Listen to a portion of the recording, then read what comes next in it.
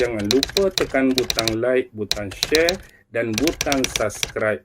Assalamualaikum warahmatullahi wabarakatuh. Tapi sekarang Henokh ni kitab yang dikarang, kitab yang ditulis, bukan sumber wahyu, bukan pedoman daripada Allah, tetapi hasil penulisan daripada Nabi Idris alaihi salam sendiri. Itulah dakwa mereka. Jadi sini kebenaran, penentuan sama ada kita nak terima atau tidak ialah dalam kitab Henokh ni, bila kita perincikan, dia menceritakan tentang makhluk awal yang sebelum Adam turun ke bumi ni, ada satu bentuk dia panggil the fallen angel. Malaikat-malaikat yang memberontak. Malaikat-malaikat yang berasal daripada kayangan, mereka turun ke bumi. Dan malaikat ini diketuai oleh seorang pemberontak yang nama dia agak-agak siapa? Agak-agak siapa the fallen angel? Siapa? Nama dia ialah Syammaza. Syammaza ni dia sebut dalam tu malaikat yang memberontak. Malaikat dalam definisi Al-Quran, malaikat dalam definisi pengajian kita orang Islam adalah makhluk yang tak pernah memberontak, makhluk tak pernah melawan. Yaf'aluna ma yu'marun. Dia ni melakukan apa saja perintah Allah, dia tak pernah lawan Allah. Jadi Syammaza ni bukan merujuk kepada malaikat yang memberontak kecuali iblis, kecuali syaitan. Dikatakan bila kelompok ini turun dan dia pula berkahwin bernikah dengan manusia-manusia separa. Inilah yang jadi perbahasan paling besar yang tak berkesudahan. Benda ni dah lama terjadi di Mesir. Sebelum saya balik daripada Mesir lagi, dah ada seorang doktor Mesir, doktor kuliah lughah yang nama dia Dr. Abdul Sabur Syahid. Dia menulis sebuah buku yang bertajuk Abi Adam, bapa kepada segala anak Adam, yang dia mengatakan bahawa sebelum Nabi Adam alaihi salam ni turun, dah ada jenis spesies yang bukan manusia yang lengkap, tapi sibih-sibih manusia, sipi-sipi manusia yang lebih awal menghuni bumi ni. Yang contoh dia nak relate apa? Dia nak relate dengan orang-orang Paleolitik. Dia nak relate dengan orang-orang Mesolitik, orang-orang Neolitik, orang-orang zaman batu, orang-orang zaman gangsa. Kalau kita belajar, ni tamadun awal sejarah lagi. Bukan kata anak kita, ni memang sejarah kita belajar. Pernah belajar Paleolitik, betul Mesolitik. Jadi kita nak kata sekarang, Mesolitik, Paleolitik, Neolitik dengan Adam, siapa dulu? Mesti kita kata Adam, sebab Nabi Adam paling awal turun. Okey, logik di sini ialah Adam berturun berserta dengan ilmu yang Allah bekal. Wa 'allama Adam al-asma'a kullaha, dalam istilah dia sebut ilmu segala nama. Orang yang berpengetahuan, orang yang berteknologi tinggi, orang yang ada bahasa, orang yang ada percakapan, orang yang ada pertuturan.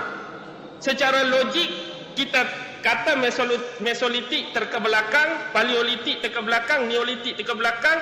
Bapa kita dahulu adalah orang yang berilmu, berteknologi tinggi, pakai baju kot, pakai pakaian. Tiba-tiba anak cucu pakai cawat, duduk atas bukit, duduk atas pokok. Logik tak? Tak, kita kata keturunan 2 tahun sebelum ni pakai BMW, pakai baju kok, pakai kemas. Tiba-tiba anak cucu kita pakai spender, pakai cawat, duduk atas pokok. Nampak logik ke tak? Sepatut makin maju ke makin mundur? Kalau Nabi Adam sehebat itu ilmu Allah bagi, Mesolitik ke belakang tiba-tiba bercakap pun keliling api, logik ke tak? Jadi sekarang ni, kalau betul wujud Paleolitik, Mesolitik dan Neolitik, siapakah mereka hak sebenar? Kalau kita nak menafikan bukti-bukti dari sudut arkeologi, kita ada sumber sejarah, sumber bertulis dengan sumber sekunder kan? Sumber bertulis catatan-catatan, sumber sekunder ni macam bangunan-bangunan lama, istana lama, tembikar, kapak, apa semua. Benda tu wujud ke tak wujud? Benda tu memang wujud, tapi milik siapa? Ni perbahasan dalam kitab tu. Saya bukan nak memenangkan hak mana, nak mengiyakan dan menyalahkan hak mana. Cuma itulah isi kitab tersebut, dan dia dilawan hampir 10 orang doktor Al-Azhar dalam mahkamah untuk menyalahkan dia. Tetapi bila keluar hasil dia, yang menang siapa agak-agak? Yang menang Dr. Sobur Shaheen tadi. Tak ada seorang pun yang boleh miskan hujah dia. Jadi yang inilah disebut dalam ilmu astrologi, bila turun hak kata Syamazah tadi, kahwin dengan makhluk-makhluk separuh manusia tadi, dia menghasilkan makhluk-makhluk raksasa. Makhluk raksasa pula.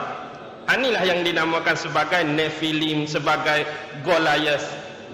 Kalau nak senang cerita, pernah tengok filem The Chronicle of Narnia. Macam-macam kita tengok. Ada kadang-kadang orang sekerat, tubuh dia apa? Tubuh dia kuda, kadang-kadang muka singa, tubuh orang. Agak-agak gambaran kita wujud tak makhluk-makhluk macam ni sebelum ni? Tak, fantasi seperti ini agak-agak wujud tak di alam lain? Kita tak, kalau kita memang kita tak mau terima. Kalau kita memang kita tak mau terima. Tapi itulah isi kitab tersebut yang saya rasa memang dah dimanipulasi, memang dah direka-reka, memang dah dijahanamkan oleh orang-orang kafir dan musuh-musuh Islam. Yang sebenarnya yang saya bawa ni sebagai tambah nilai, nak sebut isi-isi kitab Enoch tersebut. Tapi yang pastinya itu adalah bentuk manipulasi dan penipuan. Manipulasi dan penipuan. Banyak kalau kita tengok riwayat kitab Taurat, manusia-manusia gergasi zaman Nabi Nuh pun ada. Sebab itulah dikatakan berlakunya banjir besar. Sebenarnya berlaku banjir besar tu mengikut Taurat, mengikut Injil, bukan sahaja Allah nak hapuskan makhluk-makhluk, manusia-manusia yang sezaman dengan Nabi Nuh, yang ingkar pada Allah, yang lawan kenabian dan kerasulan Nuh. Tapi Allah nak cuci bumi tu dengan makhluk-makhluk tadi sekali. Bila habis semua hak tu, bumi pun jadi kembali manusia hak betul-betul manusia. Kalau dia pakai ayat tu macam mana?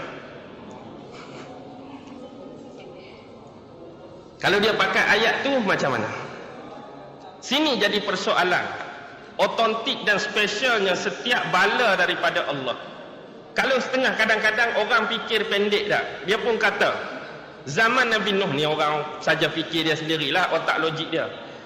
Zaman Nabi Hud kita kata, bila ada yang ingkar, Allah datangkan apa? Allah datangkan dalam bentuk buruh, bentuk kilat, akhirnya mereka diselubungi oleh pasir tertanam. Sama juga dengan kaum Nabi Samud, mari kilat, mari bentuk gempa bumi. Kalau kaum Sodom terbalik bumi. Tapi jumlah penduduk antara Nabi yang sebelum zaman Nuh dengan selepas Nuh, mana paling ramai?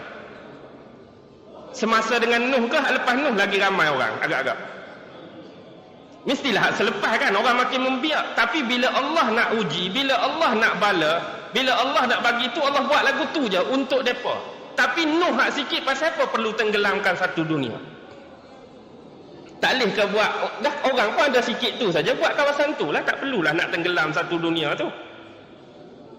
Faham ke tak ni? Ni kita kata berfikir. Kita kata berfikir. Berfikir dalam bentuk ujian, berfikir dalam bentuk bala Allah. Sebab kadang-kadang bila kita datang benda-benda seperti ini, saya teringat kata-kata guru saya, iaitu Asy-Syaikh Almarhum Imam Mutawalli Asy-Sya'rawi. Bila saat-saat terakhir saya pernah menziarahi beliau di hospital dengan seorang kawan. Jadi bila nak balik tu dia berpesan, satu masa dia kata, bila kamu balik, kamu dah belajar di sini macam-macam ilmu.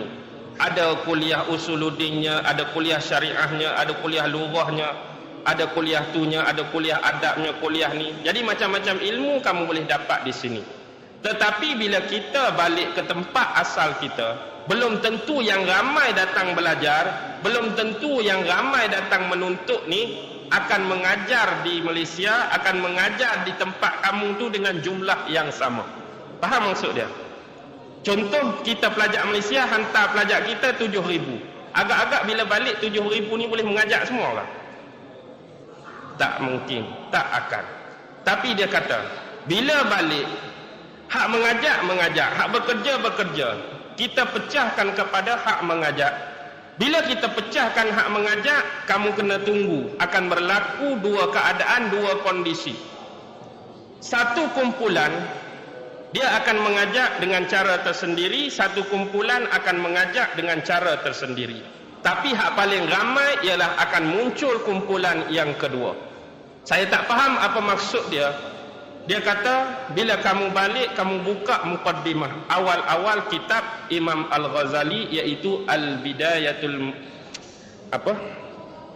Siapa pernah ni? Selupa pula. Bidayatul Hidayah, permulaan hidayah. Dalam tu dia kata, seseorang yang berilmu sebelum dia tu berilmu benar-benar dan dia mengajar orang lain, dan sebelum dia nak mengajak orang lain, samalah seperti Allah mewajibkan kepada kita zakat. Hari ini orang yang bayar zakat, orang yang cukup haul dan cukup nisab saja yang bayar zakat. Orang yang tak cukup haul, orang yang tak cukup nisab, kena bayar tak zakat? Tak kena. Tapi kamu akan perhatikan akan muncul dua golongan agamawan ini. Dan yang paling ramai ialah orang yang akan bercakap di depan khalayak, orang yang akan bercakap di depan masyarakat, yang dia tak cukup haul, dia tak cukup nisab pun dia nak bayar zakat. Faham ke tak? Jadi orang nak bayar zakat ni, dia dah cukup haul, cukup nisab, maksudnya ilmu dia dah penuh, ilmu dia dah banyak, ilmu dia dah mantap, baru dia bagi ke orang lain. Dengan nisbah zakat tadi, haul dia dah cukup, nisab dia dah cukup, baru dia bayar zakat. Tapi kamu akan tengok hak ni kurang. Hak paling ramai ialah yang tak cukup haul, tak cukup nisab pun dia nak bayar zakat. Tapi kalau nisbah zakat sungguh, itulah bagus dah. Orang lain cukup baru nak bayar, aku tak cukup pun nak bayar zakat. Kalau ikut dari sudut zakat, betul-betul hakikat zat zakat tu, baguslah. Aku ni tak sampai lagi tapi nak bayar zakat, okeylah. Tapi ni saya nak kiyah dari sudut ilmu tadi. Faham tak? Jadi saya bukan nak letak saya tempat pertama, memang saya pun tempat kedua, sebab haul saya tak tahu ke mana lagi, nisab kita pun tak tahu ke mana lagi, apatah lagi nak bayar zakat dekat orang lain. Faham ke tak ni? Oh, pukul 9 dah. Boleh berhenti ke tak? Kena lagi? Sikit lagi. Faham? Faham ke tak apa yang saya bawa tadi? Hak peringkat permulaan ialah kisah sebenar. Peringkat kedua ialah tambah nilai. Dan peringkat ketiga ialah, inilah yang dipanggil asakan, percubaan-percubaan manipulasi, penipuan-penipuan yang telah didatangkan oleh musuh-musuh Islam, yang kafir, yang non-muslim. Kadang-kadang sesuatu kitab lama, sesuatu tulisan lama, hasil karangan ulama ni asal memang betul. Tapi bila ditemui, bila dijumpai awal oleh tangan yang tak sepatutnya, itulah biasanya akan berlaku. Kitab itu akan dimanipulasi. Anda faham? Sebagaimana kitab-kitab sebelum ini. Asal Taurat dulu, suci tak? Masa zaman Nabi Musa, suci, murni. Tapi bila di tangan Yahudi, di tangan Bani Israel, dan dah berselang beberapa orang Nabi, dah berselang beberapa orang Rasul, apa yang berlaku dekat Taurat sekarang? Sampai Allah mangsuhkan hukum-hukum dalam Taurat. Akibat kegagalan Yahudi, kegagalan Bani Israel menjaga kemurnian kitab tersebut. Begitu juga pada zaman Nabi Isa alaihi salam. Asal turun wahyu, asal turun kitab Injil tu murni ke tak murni? Murni. Tapi kegagalan penganut-penganut selepasnya untuk menjaga kemurnian dan kesahihan kitab Injil, maka dia juga dimangsuhkan oleh Allah. Dan akhirnya turunlah Al-Quran kepada Nabi Muhammad sallallahu alaihi wasallam. Tetapi berbezanya, nabi-nabi dan rasul sebelum ini khusus untuk kaum tertentu, khusus untuk bani tertentu, khusus untuk masyarakat tertentu. Dia khas Bani Israel, hak ni kaum tu, hak ni kaum ni. Kan dalam Al-Quran dia dah sediakan contoh nama-nama kaum. Kaum Nabi Nuh ada nama tertentu. Kaum Nabi Hud dia letak nama Ad. Kaum Nabi Saleh dia letak nama Samud. Kaum Nabi Syuaib dia letak nama Aikah. Kaum Nabi tu nama ni, kaum Nabi tu nama ni. Tapi untuk Nabi Muhammad khusus untuk bangsa Arab saja atau rahmatan lil alamin? Khusus untuk bangsa Arab saja ke rahmatan lil alamin? Islam kita, Islam kita rahmatan lil alamin. Untuk semua, tak khusus kepada bani, tak khusus kepada firqah, tak khusus kepada golongan tertentu, tak khusus kepada umat tertentu. Jadi inilah yang Allah berjanji untuk mengekalkan kesucian, ketulinan, otentiknya Al-Quran. Inna nahnu nazzalna zikra wa inna lahu lahafizun. Hari ni ramai yang nak ceroboh, sama seperti kitab-kitab karangan ulama terdahulu. Berjaya atau tidak? Berjaya atau tidak? Orang nak robek Al-Quran hari ni. Dia tambah pula surah-surah tertentu. Pernah tengok tak? Surah iman, surah wasaya, surah apa, macam-macam. Tapi kita pergi baca tak surah tu? Kita baca tak surah tu? Tak, dia kata tak cukup lagi Al-Quran, ada 4 tambah surah baru. Surah iman. Kita baca tak surah iman? Mak baca mak surah iman? Tak ada orang nak baca. Dia datang surah wasaya, tak ada orang nak baca. Kalau dia letak nama surah Rasulullah pun rasa teringin nak baca. Tak ada siapa nak teringin baca. Kita terima seadanya. Faham ke tak ni? Faham lah tak? Maksudnya Al-Quran ni dah lengkap. Kalau ada yang terlebih menambah-nambah macam kaum-kaum Syiah.